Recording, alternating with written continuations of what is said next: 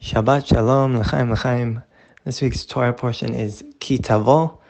It's basically Moshe is getting towards the end of his whole long monologue, telling the Jews that when you come into the land of Israel, these are things you'll do. And he explains the majority of the Torah portion is the laws of the tithes.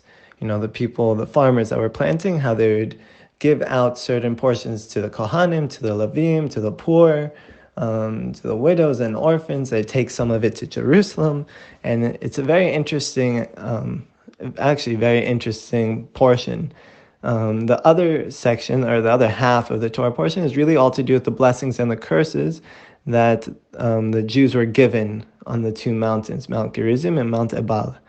And at the end of it, it's Moshe telling them, you have now, after 40 years of traveling, attained eyes to see, ears to hear, and a heart to understand, which is very interesting in itself. What I want to focus on, as this past week was the birthday of the Baal Shem Tov, Chai Elul, the 18th of Elul, there's a story that I heard that I really liked, that in a certain community, they were complaining to the Baal Shem Tov that their chazan on Yom Kippur would always sing the prayers in a very cheerful tone. And it was disrupting them from, singing in a very poor and sad and destitute tone. So the Baal Shem Tov went to speak to the chazan and ask him what's going on. And the chazan said, let me explain this with an analogy.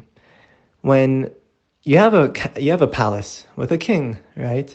And the king is doing his job, everything is royal. And in this palace, as a king, he's got many servants, people with different jobs. You have the tailors who are making all his clothes, who are joyful in what they're doing because they're making the clothes of the king, these holy garments, or these very sacred royal garments. Then you have, the cooks that are making the food that he's eating, and they design it nicely, and it's fine cuisine. He said, tell me something.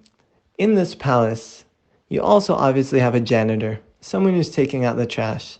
Do you think he's joyful in his job? And the Baal Shem Tov was silent. He said, I'll tell you, he is. Why? Because every time someone comes into the palace, they see a beautiful, clean place. And that's his job. He's the one taking out this trash, the trash of the king, to make this place look beautiful and clean. So you ask me why I'm cheerful. Well, when I go into the king's palace and I'm there doing my job, I'm happy. I'm excited to be there, and I'm cheerful to do my job in the palace. So that's why I'm happy on Yom Kippur. And this connected to me because I was reading this Dvar Torah from Rabbi Y.Y. Jacobson, who was talking about bringing confession back to Judaism. But not the kind of confession that we see in Christianity or these other religions. Not, I've done this wrong, I've done that wrong. Bringing a positive confession.